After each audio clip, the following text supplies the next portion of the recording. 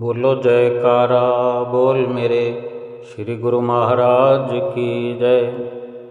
सभी गुरुमुख प्रेमियों से सप्रेम जय सच्चिदानंद। परम संत कबीर साहब जी के सुंदर वचन हैं। दो पाटन के बीच में साबित बचा न कोय। एक बार परम संत कबीर साहब जी कहीं जा रहे थे तो क्या देखते हैं कि एक माई आटा पीस रही है, चक्की चला रही है। जैसे पुराने समय में गेहूं को, अनाज को पत्थर के जो दो पाटों की चक्की होती है, हाथ से चलाने वाली, हाथ से गेहूं पीसा करते थे। तो वो माई चक्की चला रही है और सुबह सुबह परम संत कबीर साहब जी ने जो देखा, सब कुछ पिसा जा रहा है। और कबीर साहब जी देखते हुए जा रहे थे। कुछ देर बाद वापस आए, जैसे घर से भ्रमण के लिए, सैर के लिए जा रहे थे और सैर करके वापस लौटे तो एक घर जा कर के इस विचार को एक दोहे के रूप में रचना कर दी। उनका बेटा, कबीर साहब का बेटा कमाल, जो कि ये सब सुन रहा था रचना, उसने कहा, रुको, ठीक कहते हो कि दो पाटन के बीच में साबित बचा ना कोई। आपका फरमान, आपका कथन सही है, लेकिन बीच में एक कील है। जिन दो पाटों के बीच में गेहूं पिसा जाता है, ऊपर पाट के ऊपर, पत्थर के पाट में ऊपर दाना डालने की जगह बनी है। वहाँ से दाना डालते जाते हैं और वो बीच में से होकर के दो पाटों के बीच में फैलते हुए वो दाना पिसता जाता है। लेकिन नीचे वाला जो पाट है, उस पाट में एक कील लगा हुआ है, जिस कील के सपोर्ट से ही ऊपर वाला पाट नीचे वाले पाट के साथ टकराया जाता है। और कुछ पाट का जो हिस्सा है, चारों ओर गोल घेरा है, वो उस बीच के लगे हुए कील की तरफ थोड़ा थोड़ा ऊंचाई की ओर है, पूरा घेरा। और ऊपर से दाना आते हुए ऊपर से थोड़ा थोड़ा नीचे की ओर पूरे पाट में फैलते रहते हैं, पिस पिस करके, और आटा बनकर पाटों से बाहर आता रहता है। वो जो कील है, उस कील के साथ कुछ दाने लग जाते हैं, रुक जाते हैं, ठहर जाते हैं, उनका ठहराव हो जाता है। वो दाने कील से आगे सरकते ही नहीं हैं, दोनों पाटों के बीच में आते ही नहीं हैं और पिसने से बच जाते हैं। तो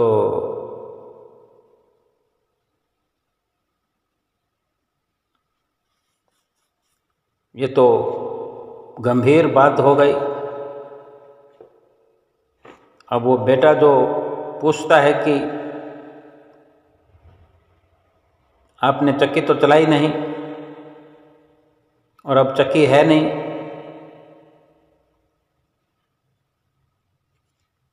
तो जो दाने बच जाते हैं उसको पीसने के लिए दोबारा डालना पड़ता है। लेकिन एक बार जो बच गया, शायद वो दोबारा न डाला जाए। एक उदाहरण है कील का, दाने का, पत्थर का। यानी ये संसार जो है दो पार्टों की तरह पीस रहा है जीवों को। शरीर और मन के दो पार्ट इस जीव को पीस रहे हैं। या यूं कहें कि ये माया और संसार रूपी दो पार्ट जो हैं जीव को पीस रहे हैं, जो माया और सांसारिक झिलमिल में उलझ जाते हैं, दोनों के बीच में आ जाते हैं, वो पिस जाते हैं। और बीच में जो कील है, वो कील है परम पिता परमेश्वर, जो सतगुरु के रूप में इसी संसार में वे भी मौजूद हैं। जो जीव सतगुरु रूपी कील के साथ लग जाते हैं, उनकी चरण शरण में आ जाते हैं, वो माया और काल की चक्की में पिसने से बच जाते हैं। और ये सतगुरु का जो सहारा जीव को मिल जाता है, एक बार अगर मिल गया तो फिर दोबारा इस संसार और काल और माया के पाटों में इस जीव रूपी दाने को फिर सतगुरु जाने नहीं देते दोबारा। एक बार बचा लिया तो बचा लिया। कहने का संतों महापुरुषों का तो भाव यही है कि संसार में ऐसे सतगुरु का सहारा प्राप्त करो, ऐसे सतगुरु के चरणों में जुड़ जाओ, लग जाओ, फिर हमें कोई पीस नहीं पाएगा। जन्म आए, मौत आए, दुख सुख जो भी आए, हम उसे अछूते, उससे दूर बने रहेंगे।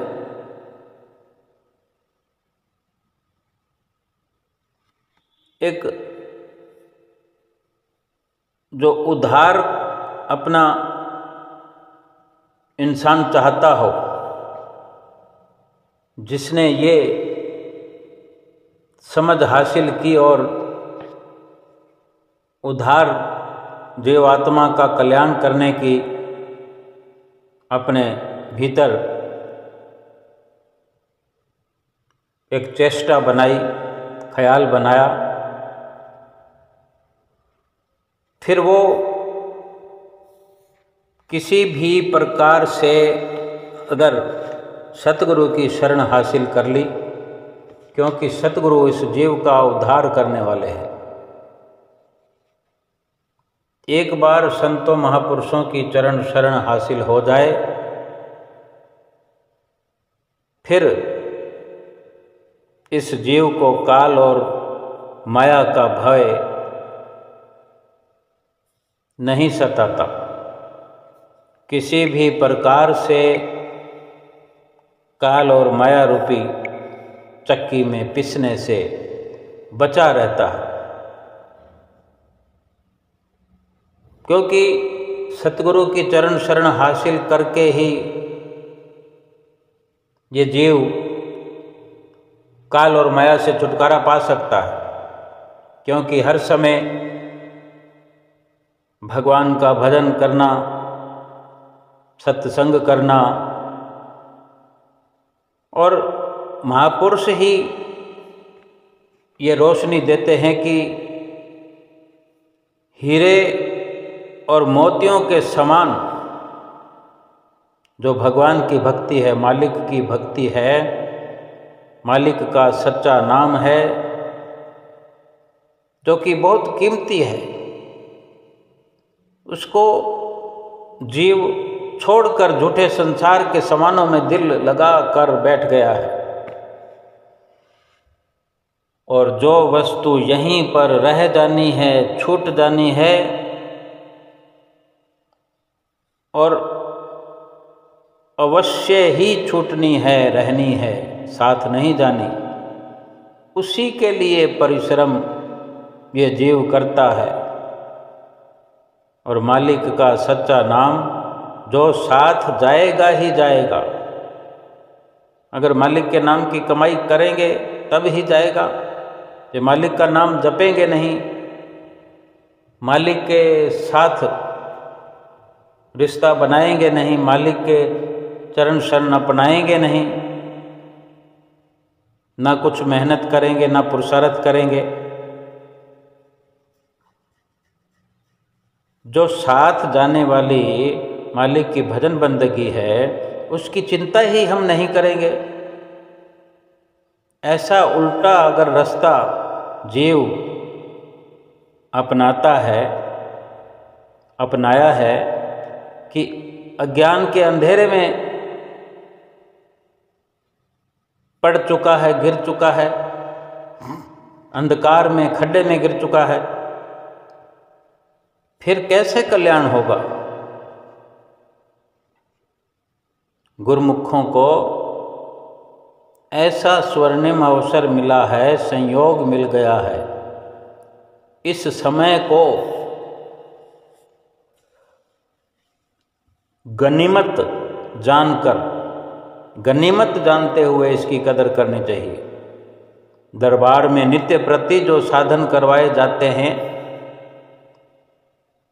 जो हमको सतपुरुषों की शरण मिल गई है, सतगुरु की शरण प्राप्त हो गई है,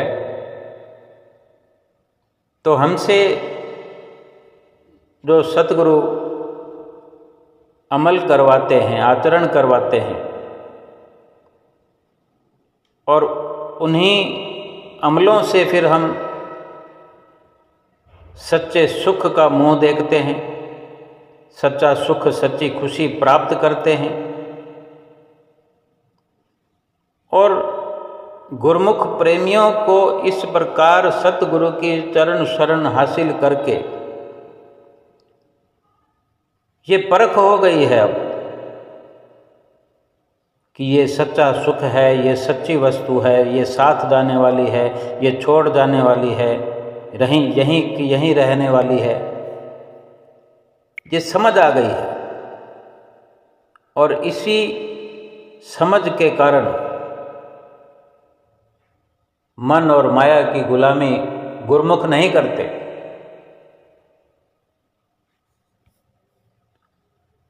और जब तक हम सतगुरु की चरण शरण हासिल करने के बावजूद भी सतगुरु के वचनों पर चलते नहीं हैं, महापुरुष तो फरमाते हैं कि संतों महापुरुषों के वचनों में रहो, बेशक दुनिया के कारोबार भी करते रहो,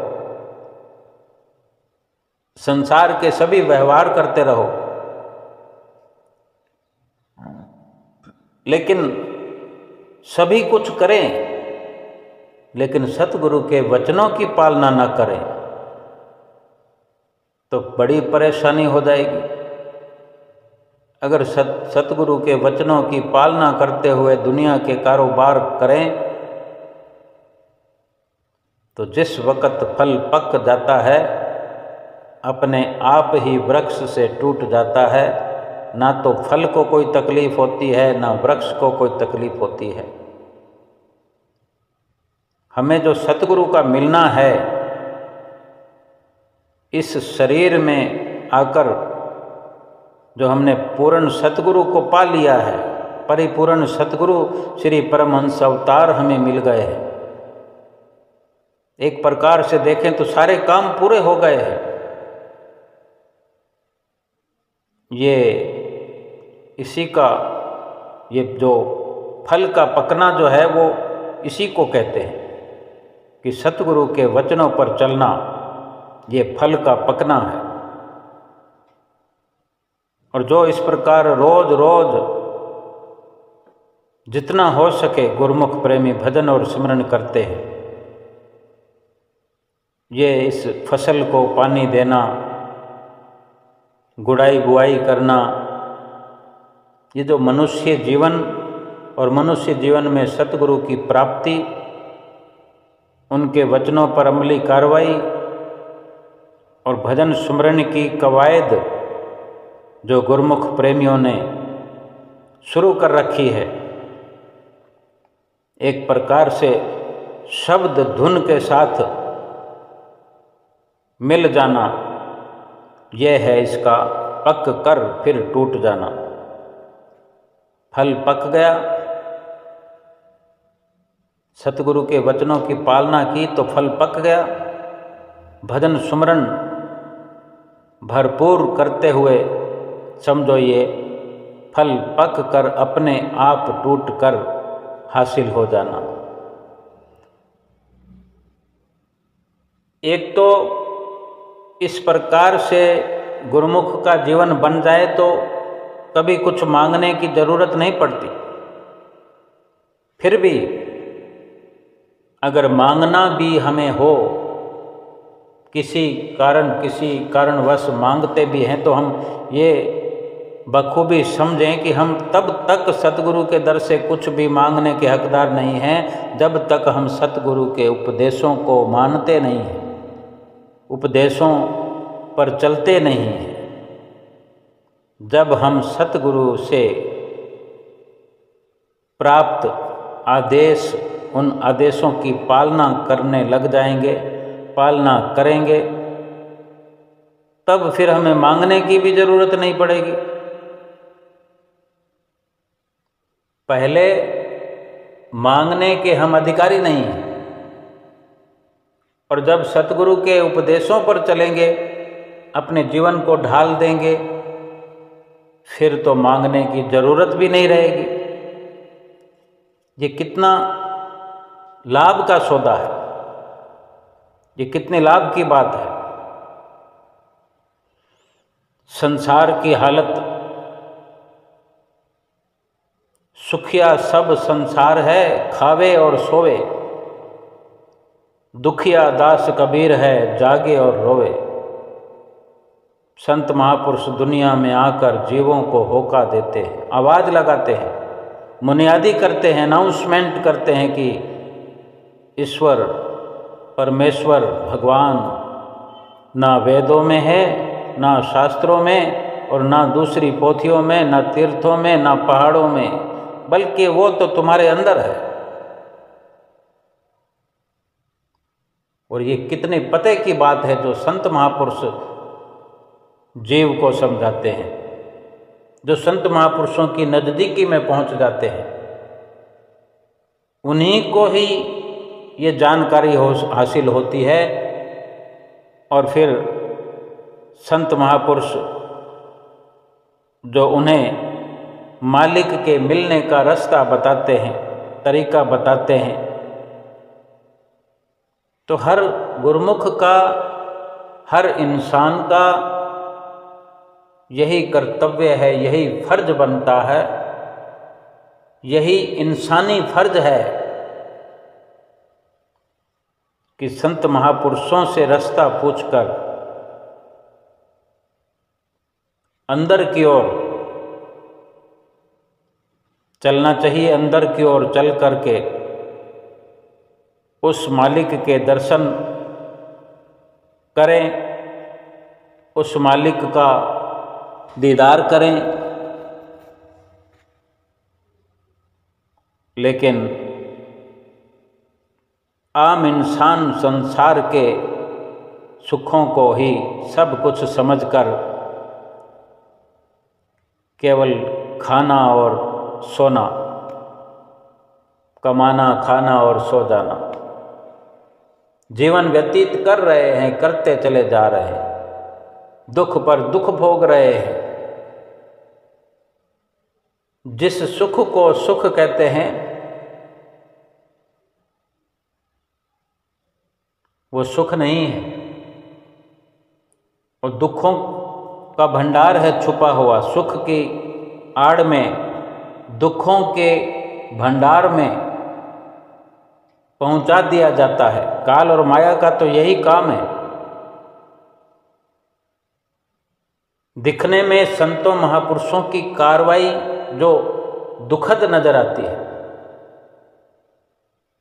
कि सब कुछ धन धान्य वैभव छोड़ करके सत्य की राह पर जो चलते हैं, तो देखने में ऐसा लगता है कि सभी से दुखी दुनिया में यही है। क्योंकि वो रात रात भर जागते हैं। सारा संसार सोता है, दिन को खाता है और रात को सोता है। दिन को कमाना खाना और रात को सोना, इसके सिवाय क्या है संसारियों के जो जीवन का हाल यही है। संत महापुरुष दिन में उपकार करते हैं, दिन को अपने नज़दीकी में अपने शरण में आए हुओं को रास्ता बताते हैं, और रात को योग साधना करते हैं, भगवान का भजन करते हैं, और भगवान की याद में आंसू निकलते हैं। देखने वाले सोचते हैं कि ये दुखी हैं इसलिए रो रहे हैं।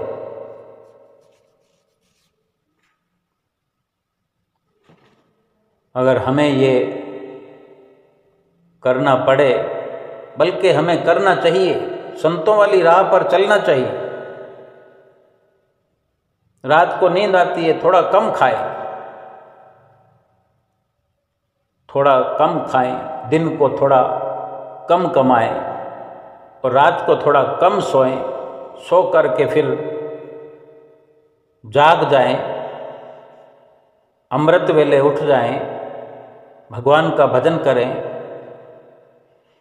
जीवात्मा का भला होगा, जीवात्मा सुखी होगा। शरीर को तो अगर सुखी कर भी लिया तो शरीर तो आखिर तो ऐसे दुखों को प्राप्त होने वाला है कि सुधार हो ही नहीं सकता। अगर सुखी कर भी लिया तो एक दिन यहीं रह जाएगा, शरीर मिट्टी में मिल जाएगा, इसको जला दिया जाएगा, दफना दिया जाएगा। लेकिन जीवात्मा को तो जलाया नहीं जा सकता, उसको मारा नहीं जा सकता, समाप्त नहीं किया जा सकता। उसके लिए सुख का यत्न करना ज़्यादा अहम है, ज़्यादा विचारने का विषय है। क्योंकि जीवात्मा परमात्मा से मिलने की इच्छुक है। परमात्मा से जीवात्मा को मिलाया जा सकता है। चल करके संतों महापुरुषों की संगत में ये शरीर जाता है, लेकिन लाभ जीवात्मा को प्राप्त होगा अगर इस शरीर के द्वारा जतन किया जाएगा। संतों महापुरुषों का कहना मान करके, संतों महापुरुषों की संगत में रहकर, संतों महापुरुषों की सोबत में रहकर, हम गुरुमुख प्रेमियों से जितने भी साधन श्री दरबार में करवाए जाते हैं, श्री दरबार में बतलाए जाते हैं, इस स्वर्णिम संयोग में, ये जो स्वर्णिम संयोग हम गुरुमुखों को मिल गया है, इसकी कदर करनी चाहिए। नित्य प्रति जो साधनों के लिए, 5 नियमों के लिए नित्य प्रति हमें चिताया जाता है, समझाया जाता है, वो जीवात्मा को सुखी बनाने के लिए ही सारे यत्न करवाए जाते हैं। वो सारे पुरुषार्थ हमसे करवाए जाते हैं। सारा संसार ये सुख मांगता है, सारा संसार वैभव मांगता है, मान सम्मान चाहता है। लेकिन जो गुरुमुख संतों महापुरुषों की शरण में आ गए हैं, आ जाते हैं, वे तो सुखों के भंडार के मालिक बन जाते हैं। मांगने की जरूरत नहीं पड़ती उन्हें, बिन मांगे ही वो सब कुछ सतगुरु की कृपा से, सतगुरु के वचनों पर चलने से स्वयमेव प्राप्त हो जाता है। ये सुरती को भीतर की ओर लगाने में ये लाभ प्राप्त होता है, और भीतर की ओर सतगुरु ही चलाते हैं, रास्ता बतलाते हैं कि किस प्रकार भीतर का सफ़र करते हुए अंदर ही अंदर सुख का भंडार है। और ये हर गुरुमुख को भली भांति ध्यान देना चाहिए कि जो आदतें हमारे, जो कुकृत्य हमें सतगुरु की आज्ञा मानने में बाधित करते हों, बाधा डालते हों, ऐसी आदतों को जल्द से जल्द दूर कर देना चाहिए। हमें उठने में दिक्कत होती है, सुबह जागने में दिक्कत होती है, रात को जल्दी सोने में दिक्कत होती है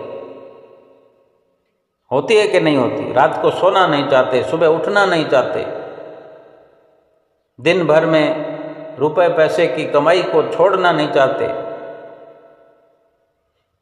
पूरा प्रयास करने पर भी कहते हैं कि अभी और ज़रूरत है, अभी और ज़रूरत है, इतना चाहिए, इतना चाहिए, यानी पूरा प्रयास करने पर भी सफलता हासिल नहीं हो रही है, तो समझो कि संसार के अंदर कभी सफलता प्राप्त नहीं की जा सकती। हर वक्त ये इंसान अपने आप को कंगाल समझता है, भिखारी समझता है, अधूरा है और कभी पूरा नहीं हो सकता, क्योंकि ये संसार अधूरा है, ये संसार झूठा है। झूठे के साथ जो लगेगा वो स्वयं झूठा हो जाएगा, अधूरे के साथ जो रहेगा वो भी अधूरा हो जाएगा। तो पूरा कौन है? पूरे हैं संत सतगुरु। और जिसको सुबह उठना हो, रात को जल्दी सोना हो, भगवान का भजन करना हो, किसी प्रकार से भी कोई नीति बनाई जा सकती है, किसी प्रकार से प्रयास किया जा सकता है। दिन भर की जो दिनचर्या उसमें कुछ बदलाव किया जा सकता है, प्रभु परमेश्वर से मिलाप किया जा सकता है।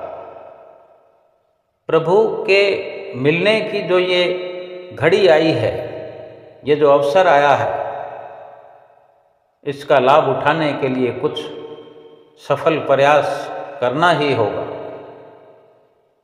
चाहे कोई डायरी बना लें, हम अपने एक डायरी बना लें कि अब तक हम अपना जो ये दिन है कैसे व्यतीत करते थे, और अब अगर हमने भगवान का बन के जीवन व्यतीत करना है, सतगुरु का बन के जीवन व्यतीत करना है, सतगुरु की आज्ञा की पालना करनी है, एक एक नियम को अपनाना है, तो हम ये शुरुआत एक नए कार्यक्रम के साथ कर सकते हैं। अपने रोज के कार्यक्रम की एक डायरी बना लें और उसमें हर प्रकार से अपने नियम बनाएं कि हमें किस प्रकार से बोलना है, सुबह कितने बजे उठना है, किस प्रकार व्यवहार करना है, मालिक की आज्ञा कितनी माननी है, मन की आज्ञा कितनी माननी है, झूठ बोलना है कि नहीं बोलना है, झूठ से कैसे बचना है, कठोर वचनों से कैसे बचना है, जो मन में बुरे विचार आते हैं उनको कैसे दूर करना है, जहाँ भी कोई कमी नज़र आए उसे हमें दूर करने का प्रयास करना है। संतों महापुरुषों से मार्गदर्शन लेते रहना है, जहाँ कुछ समझ में न आए संतों महात्माओं की, सज्जन पुरुषों की नज़दीकी प्राप्त करके अपना मार्गदर्शन प्राप्त किया जा सकता है। सोचो तो सही, हम सोचें तो सही, क्या हम प्रकृति के विधान को बदल सकते हैं? नहीं बदल सकते। जो कुदरत ने रचना हमारी कर रखी है या कुदरत के जो नियम हैं वो तो हम बदल नहीं सकते। फिर कुदरत के अनुसार अपने नियम होने चाहिए ना। हमें जो करना है वो कुदरत की कार्रवाई के अनुसार होना चाहिए। अगर हम कुदरत के विधान को नहीं बदल सकते तो फिर बेकार में परेशान होने की क्या ज़रूरत है। कुदरत का विधान यही है कि सतगुरु की चरण शरण हासिल किए बिना, सतगुरु की मौज को शिरोधार्य किए बिना भगवान से मिलन नहीं हो सकता। भगवान के मिलन बिना इस भव से बेड़ा पार नहीं हो सकता। अगर सहारा लेना है तो सतगुरु का, मालिक का ही लेना पड़ेगा और स्वयं को उनकी मौज पर छोड़ दो। अपने जो भी संसारिक कार्य हैं वो कुदरत स्वयं हाजिर नाजिर होकर हमारे करवा देगी, अगर हम सतगुरु की आज्ञा पालना में लग गए हैं, लग जाएंगे। हम कुदरत के विधान को नहीं बदल सकते। हम जो स्वयं गलत धारणाओं में अपना जीवन व्यतीत कर रहे हैं, गलत धारणाओं में हम लगे हुए हैं, गलत नियम जो हमने अपने जीवन को चलाने के लिए बना लिए हैं। जैसे कितना ये घातक है कि रात को 12-1 बजे सोना और सुबह 8 बजे उठना और उठते ही काम धंधों में लग जाना। अगर रात को देर से सोए हैं, भगवान का भजन करते हुए सोए हैं तो बहुत अच्छी बात है, और सुबह देर से भी उठे और उठते ही भजन स्मरण में लग गए तो बहुत अच्छी बात है। लेकिन संसारिकता में लगे रहे, लगे नींद आ गई, माया में लगे नींद आ गई और उठते ही माया में लग गए, फिर भगवान कैसे मिलेंगे? भव से पार कैसे होंगे? दुखों से छुटकारा कैसे होगा? आत्मा का निस्तारा कैसे होगा? आत्मा परमात्मा से कैसे मिलेगी? कब मिलेगी? इस दुनिया में वही ताकतवर है जो अपने मन से युद्ध करना जानता है, मन से युद्ध करता है, कर सकता है, मन को हरा सकता है, अपनी इंद्रियों को विकारों से रोक कर अपनी वृत्ति को, सुरति को, अपने ध्यान को सतगुरु के चरणों में लगाता है, लगा सकता है। जिसने लगा दिया है वही बलवान है। और हम गुरमुख प्रेमी तो रोज आरती में भी गाते हैं, तले की वस्तु गगन ठहरावे, गुरु के शब्द सर से सो सूरा सो पूरा, बल में वो बरते, वो बल में व्यवहार करता है, यानी ताकतवर बना रहता है, वही पूरा है, वही सूरवीर है। सो सूरा यानी वही सूर है, सूरवीर है। सो पूरा वही परिपूर्ण है, परिपूर्णता की ओर चल पड़ा है, जिसका मार्ग पूर्णता की ओर है, जिसको सतगुरु ने मार्गदर्शन दिया है। और जो सतगुरु के मार्गदर्शन में है वो अपने मन से युद्ध करता भी है, मन को पराजित भी करता है, इंद्रियों से, विकारों से अपनी सुरति को हटा करके बार बार हटाने का प्रयास करता है और सफल हो जाता है, और अपनी हटी हुई सुरति को, अपने ध्यान को सतगुरु के चरणों में लगाता है, सतगुरु के मार्गदर्शन में लगाता है, और लाभ कितना, लोक परलोक संवर जाता है। अब हम विचार करें कि एक तो सतगुरु की चरण शरण का मार्ग है जो दयाल का मार्ग कहलाता है, और एक संसार और माया ये रास्ता है। संसार और माया में लगने से जीव हर पल अशांत, परेशान, दुखी बना रहता है, और काल के गिरफ्त में आकर के काल के देश में ही चला जाता है। संसार और माया की गिरफ्त में आना समझो काल की गिरफ्त में आया। काल और माया का इनका ये सारा पसारा है। ये संसार काल और माया का ही पसारा है। सतगुरु और दयाल का जो पसारा है वो इस जीव को माया से छुड़ाने वाला है। जो सतगुरु के साथ मिलकर, सतगुरु के साथ लगकर, उनकी आज्ञा व मौज में चलकर अपना जीवन बना लेते हैं, वो इस लोक में भी सुखी रहते हैं और परलोक भी अपना सुहेला कर जाते हैं और जीवन के उच्चतम लक्ष्य को पाकर सतगुरु की प्रसन्नता को पा लेते हैं। यही जीवन का स्वर्णिम लक्ष्य है।